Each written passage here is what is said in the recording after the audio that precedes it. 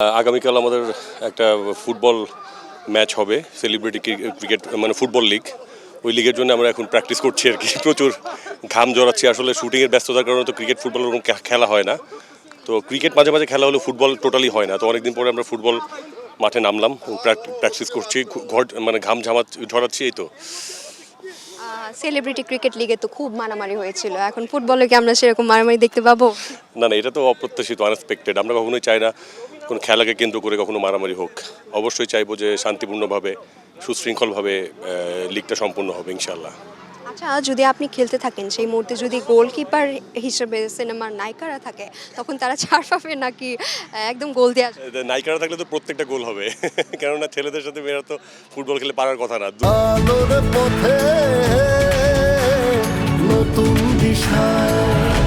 দৌড়েও পারবে না, টেকনিকও পারবে না। তো দ্যাটস ওয়াই যদি নায়িকারা গোলকিপার থাকে তাহলে ডেফিনেটলি গোল আমরা বেশি করে দিতে পারবো ইনশাল্লাহ। আচ্ছা, তাহলে এটার কি সুযোগ নিচ্ছেন না মেয়েরা পারে না ফুটবল, তাই? হ্যাঁ, সুযোগ নিব যদি মাঠে ওরা খেলে আমাদের এগেনস্টে।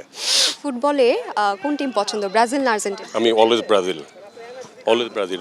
রোনালদিনহো আমার ফেভারিট প্লেয়ার। আচ্ছা, তাহলে যখন মাঠে খেলবেন তখন বা এখন যখন প্র্যাকটিস করছিলেন তখন নিজেকে কি রোনালদো টাইপ ফিলিংস হচ্ছিল নাকি? দিনহো মনে হচ্ছিল নিজেকে, আসলে তো একদমই না। কিন্তু মনে হচ্ছিল আমি রোনালদিনহোর বিরাট ফ্যান। তো ফুটবল ভালোবাসি, ক্রিকেটও ভালোবাসি, যদিও খেলা হয় কম, কিন্তু মাঠে এসে ভালোই লাগছে প্র্যাকটিস করে। সবাই একত্রিত হয়েছি, সব হিরোরা একসাথে আমরা প্র্যাকটিস করছি। তো ডিফারেন্ট এক্সপিরিয়েন্স, অবশ্যই ভালো লাগছে। আচ্ছা, এরকম কোনো মজার ঘটনা ঘটেছে আজকে সব মিলে আড্ডা দেওয়ার মাঝে, বা কোনো যেটা মেমোরেবল? না, মজার ঘটনা আসলে তো ঘাম ঝরাচ্ছি, মজার থেকে কষ্টটা বেশি হচ্ছে। মজা মানে এই যে সবাই একত্রিত হয়েছি, একসাথে খেলছি, এনজয় করছি, এটাই তো মজা। আচ্ছা, বলিউডে আপনার পছন্দের নায়িকা কে? প্রিয়াঙ্কা। প্রিয়াঙ্কা যদি থাকে আপনার সাথে মাঠে, তখন মোমেন্টটা কি হবে? ওরে বাপরে বাপ, তাহলে তো খেলাধুলা বন্ধ করে প্রিয়াঙ্কাকে দেখবো বসে বসে। খেলায় খেলবোই না, মানে চুপ করে মাঠের মধ্যে বসে প্রিয়াঙ্কাকে দেখবো। তাহলে তো প্রিয়াঙ্কার সুযোগ নিয়ে তখন গোল দিয়ে দিবে, সেটা কি হবে? তাও হোক, সমস্যা নাই, কিন্তু ভালো করে দেখতে হবে না? এটা পছন্দের মানুষ, পছন্দের নায়িকা যদি সামনে আসে। ফেভারিট হিরো হচ্ছে ঋত্বিক। তো ঋত্বিক যদি সামনের পরে থাকে তাহলে তো ডেফিনেটলি খেলা বাদ দিয়ে ঋত্বিকের দিকে তাকিয়ে থাকবো। আর এছাড়া এখন ব্যস্ততা কি নিয়ে কাটছে সব মিলে? আবার তো সিনেমা শুটিং চলছে, পাশাপাশি নাটকের শুটিং চলছে, টিভিসি শুটিং চলছে। ঈদের মধ্যে বেশ কিছু ফটোশ্যুটস করলাম। আর আমার একটা ইভেন্ট ম্যানেজমেন্ট ফার্ম আছে, আমি প্রতি বছরই প্রায় 4-5টা ইভেন্ট করি। ইভেন্ট নিয়েও ব্যস্ততা থাকে আমার, এটা পার্সোনাল বিজনেস আমার।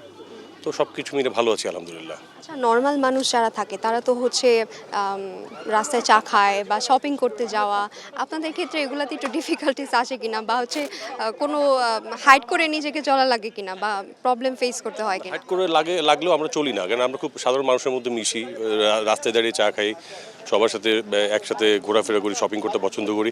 হ্যাঁ, এর মধ্যে ফ্যান্সরা আসে, ছবি তোলে, এটাও একটা মজা। এটাই তো প্রাপ্তি আমাদের কাজের। তো আমি সবসময় মানে নিজেকে হাইড না রেখে চলার চেষ্টা করি। কি মনে হচ্ছে ডিরেক্টরদেরকে সব টিমকে হারিয়ে ফাইনালি জিততে পারবে? আমরা হিরোরা অবশ্যই সবাইকে হারিয়ে ফাইনালে যাবো এবং চ্যাম্পিয়ন হবো ইনশাল্লাহ।